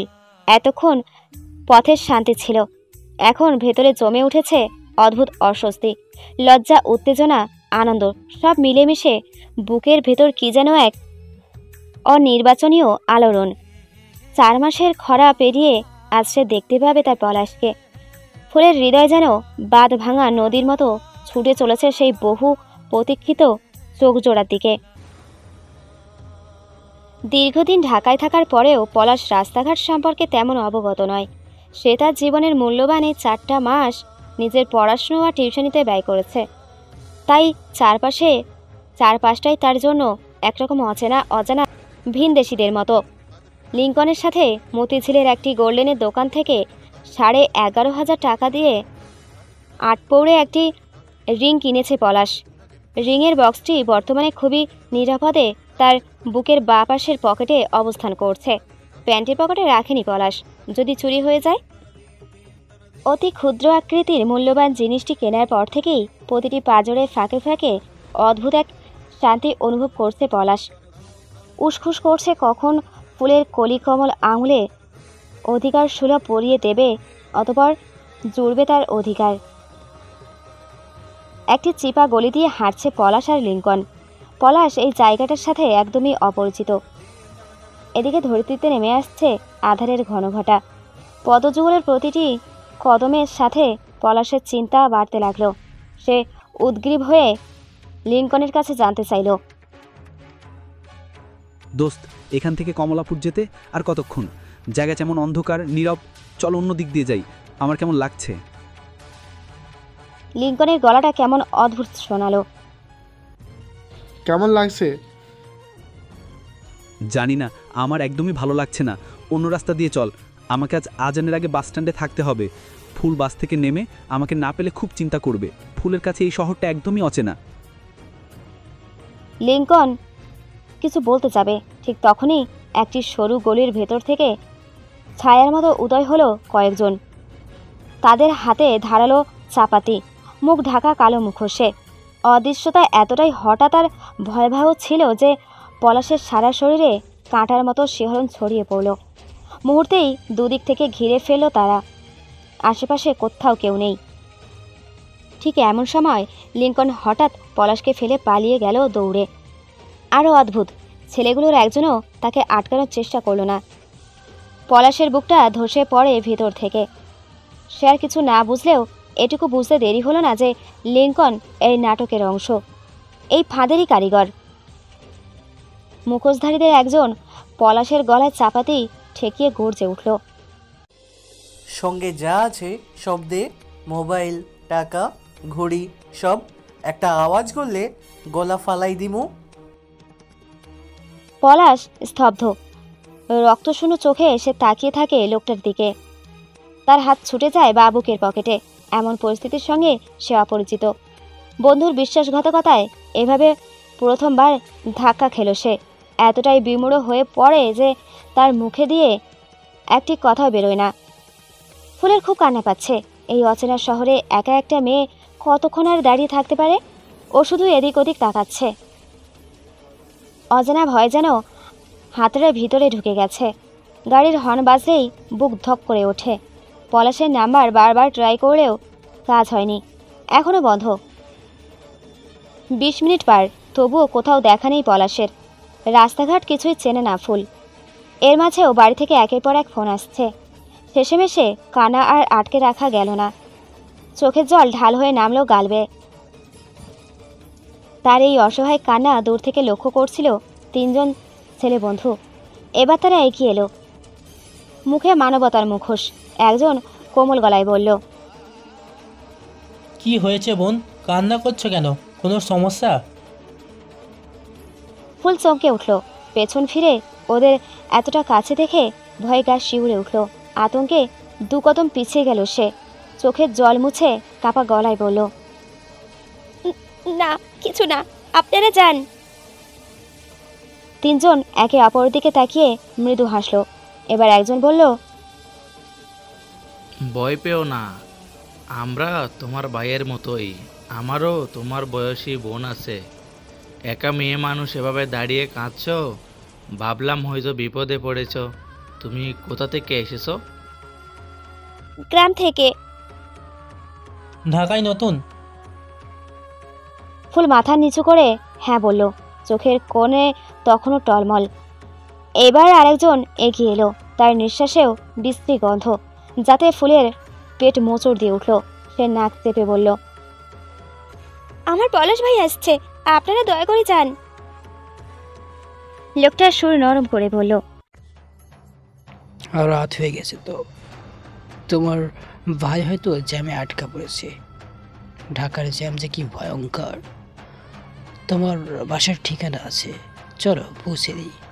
ভাইয়ার মতোই ভাবো। মুহূর্তেই পলাশের সাবধান বাণী ফুলের মনে পড়ল। অচেনা কারো থেকে সাহায্য নিস না, কিছু খাস না। ফুল তাড়াতাড়ি মাথা নাড়িয়ে বলল, না, আমার কোনো সাহায্য লাগবে না। আমার ভাই এক্ষুনি চলে আসবে, আপনারা যান। আমি কিন্তু লোক ডাকবো। লোকগুলো আর বাড়াবাড়ি না করে দূরে সরে গেল। কিন্তু ফুলের ভয় কাটল না। আরও কিছু সময় এগিয়ে যায়। পলাশ তখনও আসে না। ফুল রাস্তার এক কোণে হাঁটু মুড়ে বসে মুখ গুজে ফুপিয়ে কাঁদছিল।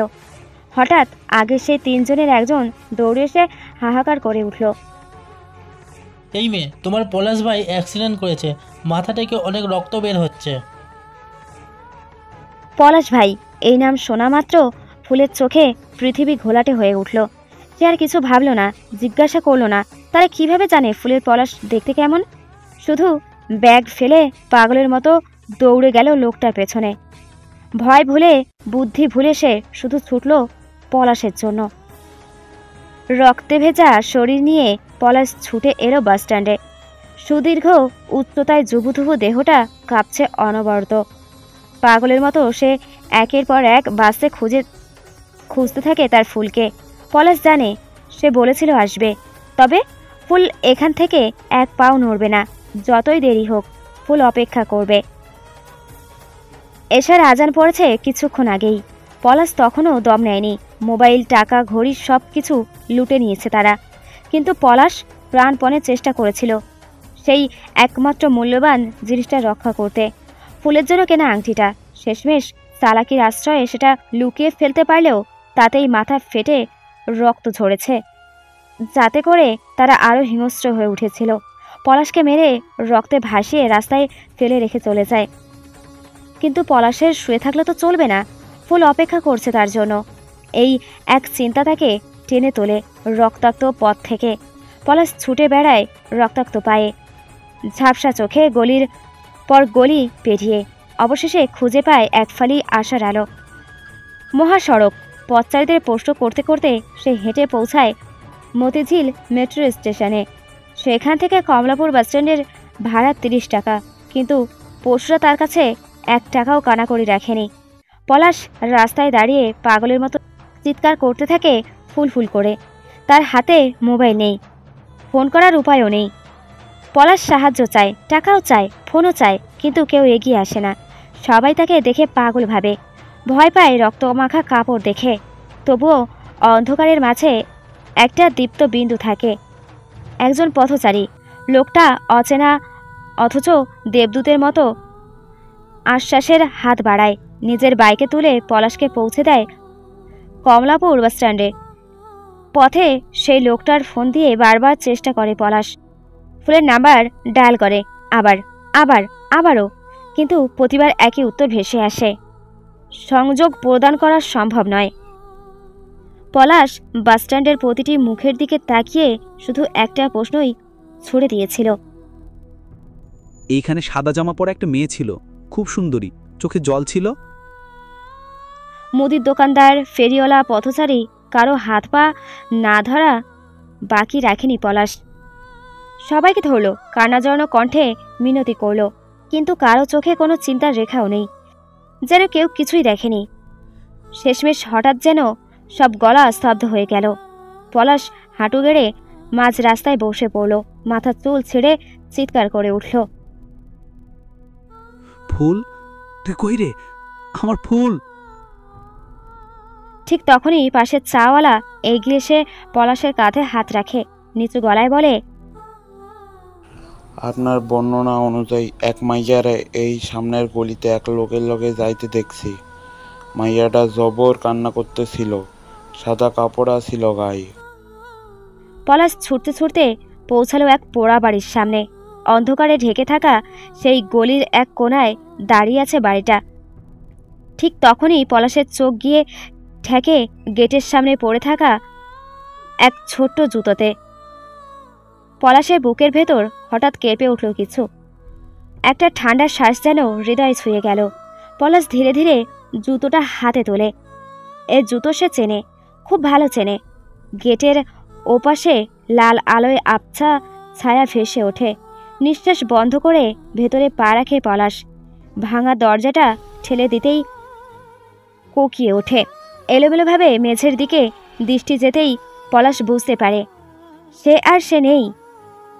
কিছু একটার মাঝখানে থেকে সে চিরতরে ভেঙে গেছে। সামনের দৃশ্যটা ছিল তার মৃত্যুর থেকেও নির্মম, মৃত্যুর থেকেও নীরব আর করুণ। পলাশ চোখ বন্ধ করে ফেলে, দুফোঁটা অশ্রু ঝরে পড়ে। তবুও কোনো কান্না নেই, চিৎকার নেই। নিজেকে নিজে অনুভব করতে পারে না সে। শরীরে ব্যথা নেই, আর কোনো নিঃশ্বাস আসে না। শুধু পা দুটি জমাট বাঁধা সীসার মতো আটকে থাকে জায়গায়। পলাশ দাঁড়িয়ে থাকে জড়বৎ, শুধু অশ্রু ঝরে অন্তহীন নীরবতার ভেতরে। পলাশ নিজের গায়ের শার্ট খুলতে খুলতে এগিয়ে যায়, এক কোণে পড়ে থাকা ফুলের সালোয়ারটা তুলে নেয়। চোখ বন্ধ করে নিঃশব্দে ফুলকে পরিয়ে দেয় সেটা। ফুলের ছিন্ন ভিন্ন কামিজের ওপর নিজের শার্টটা জড়িয়ে দেয় যত্ন করে। নিঃশ্বাস তখনও আটকে ছিল পলাশের, বুক ধরফর করছে। সে আলগছে ফুলের নিথর ছেঁড়া শরীরটা নিজের বুকের সাথে শক্ত করে চেপে ধরে। গলা থরথর করে কাঁপছে, ঠোঁটটা শুকনো। তবুও পলাশ সহজ গলায় জিজ্ঞাসা করে ফেলে, ওরা তোকে ছুঁয়েছে ফুল? ফুল কোনো উত্তর দেয় না। তার চোখে আলো নেই, মুখের শব্দ নেই। এতদিন যে প্রাণটা ছিল স্নিগ্ধ, নিষ্পাপ, চঞ্চল, তা আজ নিস্তেজ, নিশ্চুপ। পলাশের বুক কেঁপে ওঠে। এ তো তার ফুল না, যে এক প্রশ্নের তিনটা উত্তর দেয়। তার ফুল তো চুপ থাকতে জানে না। হঠাৎ মাথায় বিদ্যুৎ খেলে যায় পলাশের। বুক থেকে সরিয়ে ফুলের মুখের দিকে তাকিয়ে চিৎকার করে উঠে পলাশ, এই ফুল, ফুল রে, আমার নিষ্পাপ ফুল, কথা বল, জান, কিছু বল। ওরা খুব খারাপভাবে ছুঁয়েছে তোরে, আমি একটাও ছাড়বো না, কথা দিতাছি। তুই উঠে বস, শুধু দেখ আমি কেমন করে জানোয়ারগুলারে ছিঁড়ে ফেলি। পলাশ পাগলের মতো চুমু খেয়ে যেতে থাকে ফুলের নিথর মুখে। কাঁদতেও ভুলে গেছে ছেলেটা। কণ্ঠে পাগল সারা সুর, গলায়ও যেন শোকের আগুন। পলাশ বিলাপের সুরে বলতে থাকে, জান রে, চোখ খুল, এই দেখ তোর পলাশ ভাই তোকে ছুঁয়ে দিছে, আর কেউ না, আর কোনো অপবিত্র ছোঁয়া থাকবে না তোর গায়ে। আমি তোরে আজই বিয়ে করবো ফুল, আজই। এই শহর ছেড়ে দূরে কোথাও চলে যাব, যেখানে কেউ জানবে না, বুঝবে না আজ রাতের ভয়। ফুল, ফুল রে, মুখ খুল, উঠে বস, আমরা বিয়ে করবো তো না? এবার আর কাউরে বলবো না, কোনো বন্ধুর সাহায্যও নমবো না, সরাসরি আব্বার পায়ে পড়ে যাব। রাজি না হলে গলায় ফাঁস দিব, তোরে নিয়ে ভাইকে যামু। তুই খালি চোখ খুল, দেখ তোর পলাশ ভাই কি করে তোর লাইগা। পলাশের কণ্ঠ রুদ্ধ হয়ে আসে, গলার গহীন থেকে উঠে আসে কষ্টের গোঙানি। হঠাৎ পলাশের চোখ পড়ে ফুলের গলায় ওড়না দিয়ে পেঁচানো গম্ভীর কালো দাগটায়। এবার পলাশ যেন নিজেই এক পিচাস রূপে ভেঙে পড়ল। ও দাগে পাগলের মতো চুমু খায়, বারবার যেন সমস্ত ব্যথা শুষে নিতে চাইছে নিজের ভেতরে। তারপর চোখ পড়ে ফুলের বাম হাতে, আঙুলে চকচকে একটি স্বর্ণের আংটি। পলাশ সেই হাতে মুখ ঠেকিয়ে কাঁপতে থাকে। জানোয়ারগুলো হয়তো খেয়াল করেনি ওর আংটির দিকে, নইলে ইজ্জত আর প্রাণের সাথে এটাও লুটে নিত। অথবা অথবা এ শুধু ছিল পশুর মতো কামনার বিষাক্ত ঝাপ, মানসিক নয়, শারীরিক জিঘার এক নগ্ন উল্লাস। পলাশ তখন কেবল চুপচাপ ফুলকে বুকের মধ্য আরো শক্ত করে চেপে ধরে, যেন কিছুই আর তার কাছ থেকে হারিয়ে না যায়। ছেলেটা কাঁপে, তবুও ভীতু মেয়েটি নড়ে না, কথা বলে না। ব্যস্ত শহর থেমে থাকে না, ঠিক যেমন জীবন থেমে থাকে না কারোর জন্য। ঢাকা শহর, এই জাদুর শহর ছুটে চলে নিজের তাড়নায়। এখানে কেউ থামে না, কেউ চায় না পাশের মানুষটার চোখের ভেতরের কষ্ট পড়তে। তারা কেবল ছুটে চলে স্বার্থ, সংকট আর স্বপ্নের দৌড়ে। এই ছুটন্ত মানুষেরা হয়তো জানেই না তাদের আড়ালে ঝরে যায় কত ফুল, নিভে যায় কত প্রাণ। আবার অনেকে হয়তো জানেও, তবুও তারা থামে না। হয়তো তারা অতিরিক্ত স্বার্থপর, নয়তো ভীতু কিংবা একেবারেই অপারগ। আবার হতে পারে বিপদে সাহায্য করার মতো মানসিকতা নেই। এই যেমন ফুলকে যখন জানোয়ারগুলো টেনে নিয়ে যাচ্ছিল, তখন রাস্তার একপাশে শুয়ে থাকা বোবা পঙ্গু মানুষটি দেখেও কিছু বলতে পারেনি, কারণ সে চাইলেও পারত না। সে ছিল নিঃসহায়। আর তারপর সেই পোড়াবাড়ির সামনে দিয়ে যখন হেঁটে যাচ্ছিল, এক বাবার বয়সী লোক তার কানে পৌঁছেছিল ফুলের ফেটে পড়া আর্তনাদ। তবু সে থামেনি, পা বাড়ায়নি। হয়তো ভয়ে, নয়তো নিজেকে রক্ষার চেষ্টায়, অথবা বিপদে সাহায্য করার মতো মানসিকতা ছিল না। থাকলে হয়তো আজ ফুল বেঁচে থাকতো, হয়তো আরও কিছু নিষ্পাপ প্রাণ রক্ষা পেত। তবে হঠাৎই এই ব্যস্ত শহরের পায়ের গতি থেমে যায়। ছুটে চলা যানবাহনগুলো দাঁড়িয়ে পড়ে ধাক্কা খাবার বিস্ময়ে। সরু এক গলির ভেতর থেকে বেরিয়ে এসেছে একটি ছেলে, পাঁজা কলে নিথর একটা মেয়ের দেহ। মেয়েটির শরীরে নেই কোনো ঠিকঠাক পোশাক, গায়ে অসংখ্য কালচিটে আঁচড়, ধর্ষণের স্পষ্ট চিহ্ন। অথচ এই মুখখানা ছিল কত স্নিগ্ধ। শহরের লোকজন হঠাৎ করেই আবেগী হয়ে ওঠে। এক মহিলা ছুটে এসে ছো মেরে পলাশের বাহু থেকে ফুলকে কেড়ে নেয় বুকে। আর পুরুষরা, তারা আর কিছু বুঝল না, শুধু ধরে নেয় ছেলেটিই ধর্ষক। পলাশের ওপর ঝাঁপিয়ে পড়ে সবাই। তার শরীরে একের পর এক পায়ের লাথি পড়ে, ঘুষি নামে চোয়ালে, কিন্তু পলাশ নড়ে না, একটুও প্রতিরোধ করে না, পাথর হয়ে থাকে। কারণ তখনও পলাশের এক হাত ফুলের হাত ধরে আছে কঠিনভাবে। কিন্তু যখন নারীরা ফুলকে টেনে পলাশের থেকে দূরে নিতে গিয়ে অসাবধানে ফেলে দেয় মাটিতে, ঠিক তখনই পলাশের আত্মা কেঁপে ওঠে। এতক্ষণে গিয়ে ছেলেরা ব্যথা অনুভব করতে পারে। পলাশের বুকের ভেতরটা ফেটে যায়। সে চিৎকার করে ওঠে কাপা গলায়, আমার ফুল ব্যথা পাবে। পলাশের পাঁজরের হাড় ভেঙে গেছে, চোয়াল থেতলে চূর্ণ বিচূর্ণ। শরীরের কোথাও আর হাড়ের অবস্থা অবশিষ্ট নেই। রক্তে ভেসে যাচ্ছে রাস্তার ধুলো, চোখের সামনে সব ঝাপসা হয়ে আসছে। অন্ধকারে পুরো এক পর্দা নামছে দৃষ্টির উপরে। তবু পলাশের চোখ খুঁজে বেড়ায় ফুলকে অজস্র পায়ের ফাঁক গলে। চোখ খুঁজে শুধু তার ফুলকে। এমন সময় ভিড় ঠেলে এগিয়ে এলেন এক মধ্যবয়সী পুরুষ, ফুলের ফুপা রাহিম আলী। তিনি এসেছিলেন ভাগ্নিকে খুঁজতে, কিন্তু পলাশকে এভাবে রক্তাক্ত পড়ে থাকতে দেখে থমকে যান। মুহূর্তে দৌড়ে গিয়ে পলাশকে কোলে তুলে নেন। মা বাবার একমাত্র আদরের ছেলের এমন অবস্থা দেখে বুকের ভেতরটা হাহাকার করে ওঠে। চোখের কোণা ভিজে যায় অশ্রু জলে। বুটজুতোর আঘাতে পলাশের চোখের মনি নষ্ট হয়ে গেছে বোধহয়, কিছুই দেখতে পাচ্ছে না সে। শুধু শ্রবণ শক্তির জোরে শোনে রহিম আলীর কণ্ঠ চিনে নেয়। পলাশ শেষ নিঃশ্বাসের আগ মুহূর্তে শুধু কাঁপা ব্যথায় গলা বেঁধে আসা কণ্ঠে বলে যায়, আমার নিষ্পাপ ফুলটারে জানোয়ারগুলো ছিঁড়ে খাইছে ফুবা। এরপর নিঃশব্দে নিঃশ্বাস ছেড়ে দেয় পলাশ। রহিম আলীর কোলে মাথা এলিয়ে পড়ে থাকে চিরতরে। চমকে ওঠে রহিম আলী। চোখ খুলতেই দেখেন সামনেই নিথর হয়ে পড়ে আছে তার সেই আদরের ভাগ্নি ফুল। মুহূর্তেই কেঁপে ওঠে তার সারা শরীর। এক লহমায় হারিয়ে যায় দুটি প্রাণ, যারা ছিল সবচেয়ে বেশি নিষ্পাপ, সবচেয়ে বেশি ভালোবাসার যোগ্য। তাদের মৃত্যুতে মুক্তি মিললেও সবচেয়ে গভীর সংকটে পড়েন রহিম আলী। কাকে আগলে রাখবেন, কাকে কাঁধে তুলবেন, কাকে বিলাপ করবেন? এই অসহায় মুহূর্তে তিনি শুধু চেয়ে থাকেন দুটি নিথর দেহগুলোর দিকে, আর কাঁদতে থাকেন। আশেপাশে মানুষগুলো যারা পলাশকে ধর্ষক ভেবে পিষে দিয়েছিল পায়ে নিচে, তারা হতবাক হয়ে চেয়ে দেখে এক ফুপা, এক বৃদ্ধ পুরুষ ধর্ষকের গায়ে চুমু খেয়ে কাঁদছে। না, সে তো ছিল প্রেমিক, সেই ছেলেটা যে শেষ মুহূর্ত পর্যন্ত বাঁচাতে চেয়েছিল তার নিষ্পাপ ফুলকে। তারপর কি হলো জানেন?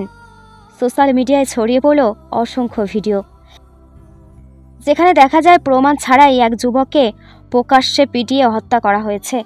ভিডিও দেখে ক্ষোভে ফেটে পড়ে পুরো দেশ, বিশেষত ঢাকা বিশ্ববিদ্যালয়ের শিক্ষার্থীরা।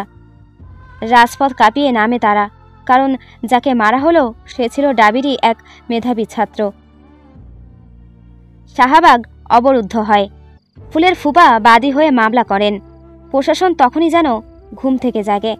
সিসিটিভি ফুটেজ খতিয়ে দেখা হয়, শনাক্ত করা হয় ফুলের ওপর পাশবিকতা চালানো সে দানবগুলোকে। শুরু হয় বিচার। শেষ পর্যন্ত আজীবন কারাদণ্ডে দণ্ডিত হয় ধর্ষকরা। কিন্তু এতে থেমে না গিয়ে আরও উত্তাল হয় ঢাকাবাসী। হ্যাঁ, এই শহরেরই মানুষ রাস্তায় নামে তারা ধর্ষকদের ফাঁসির দাবিতে। এরপর কি ঘটেছে তা পুরোটা জানা না গেলেও জানা যায় একটি পরিবার কিভাবে এক নিমেষে ছিন্ন বিচ্ছিন্ন হয়ে গেল। প্রাণের একমাত্র ছেলেকে রাস্তায় ফেলে পিটিয়ে হত্যা করার ভিডিও দেখে সহ্য করতে পারেনি আফজাল সাহেব। হাসপাতালে নেবার আগেই হার্ট অ্যাটাকে মৃত্যুবরণ করেন তিনি। স্বামী ও সন্তানের শোকে বিছানায় পড়ে যান পলি আক্তার। আর সেই মানুষটা ফুলের বাবা, যিনি তখন ব্যস্ততায় মেয়েকে নিজে পৌঁছে দিতে পারেনি ঢাকায়, তিনি আজ একেবারে ঘরকুনো। সবশেষে এটুকুই বলা যায়, এই ঢাকাকে বলে জাদুর শহর, প্রাণের শহর, যেখানে রঙের নিচে চাপা পড়ে থাকে রক্তের দাগ।